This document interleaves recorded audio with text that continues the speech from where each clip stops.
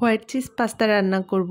এজন্য এখানে 1 packet pasta নিয়েছি আর 1 প্যাকেট মোজারেলা চিজ নিয়েছি। এই পাশে আমি গাজর কেটে নিয়েছি। গাজরটা একটু লম্বা লম্বা করে কেটেছি পাস্তার মতো। পাস্তাটা যেহেতু একটু লম্বা, আর সেই একই রকমভাবে আমি সসেসটাও একটু লম্বাভাবে কেটেছি।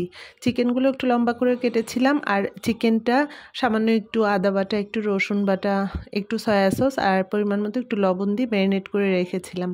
আর এখন আমি একটা হাঁড়িতে পানি দিয়েছি। পানিটা যখন টকবক করে ফুটে উঠলো তখন আমি একটু লবণ দিয়েছি। পাস্তাটা সেদ্ধ করব এখন। 1 প্যাকেট পাস্তা দিয়ে দিচ্ছি।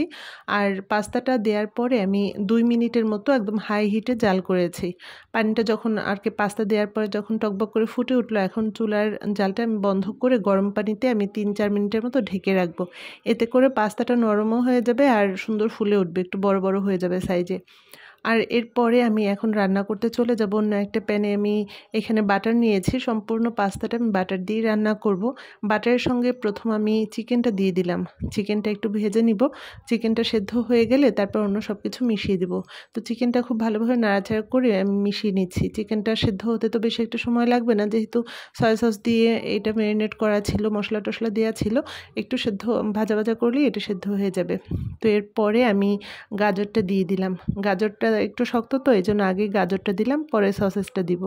গাজর দেওয়ার পরে আমি অল্প একটু লবণ দিয়ে দিয়েছি, কারণ চিকেনের সঙ্গে লবণ, সয়া সস এগুলো আছে, এই কারণে আমি সামান্য একটু লবণ দিয়েছি। আর এখন সসেসটা দিয়ে দিলাম। সসেসটা দিয়ে একটু সময় নাড়াচাড়া করে মিশিয়ে নিচ্ছি।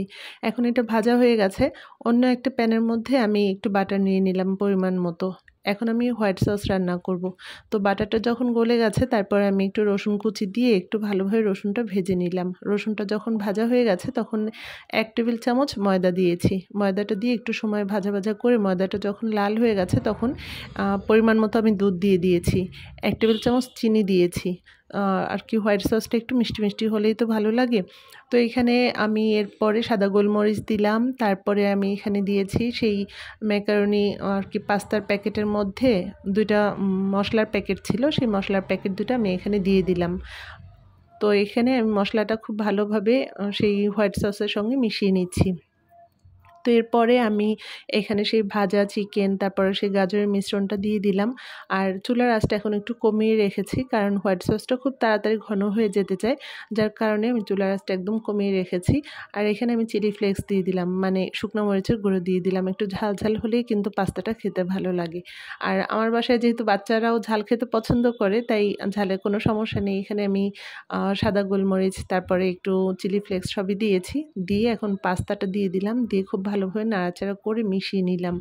আর পাস্তা দিয়ে খুব তাড়াতাড়ি ভালোভাবে মেশাতে হবে। এখন আমি দিয়ে দিলাম চিজের টুকরা। চিজটা এভাবে একটু টুকরা টুকরো করে কেটে নিয়েছি। আর এরপরে আমি সস দিয়ে দিলাম। দিয়ে খুব ভালোভাবে সব কিছু মিশিয়ে নিচ্ছি। চুলার আঁচটা 2 মিনিটের জন্য আমি একদম হাই হিটে রেখেছি, যেন চিজটা একটু গলে যায়। চিজটা যখন গলে যাবে তখন এটা আর কি খুব ভালো লাগবে দেখতে, ঘন হয়ে যাবে আর একদম লম্বা লম্বা, একদম সেই যে আমরা যে পিৎজা খাই, পিৎজার মধ্যে যে চিজটা টান দিলে যেমন একটা লম্বা ভাব চলে আসে, সেইভাবে যখন হয়ে যাবে তখন আমি নামিয়ে নিলাম একদম গরম গরম। এখন আমি সার্ভিং ডিশে ঢেলে নিলাম। আর এই পাস্তাটা গরম গরম খেতেই কিন্তু ভালো লাগে। আপনারা এভাবে রান্না করে খেয়ে দেখবেন। আজকে তাহলে এখানেই রাখছি। আবার অন্য কোনো ব্লগে আপনাদের সঙ্গে গল্প করতে চলে আসবো। সে পর্যন্ত আপনারা সবাই সাবধানে থাকবেন এবং ভালো থাকবেন। খোদা হাফেজ।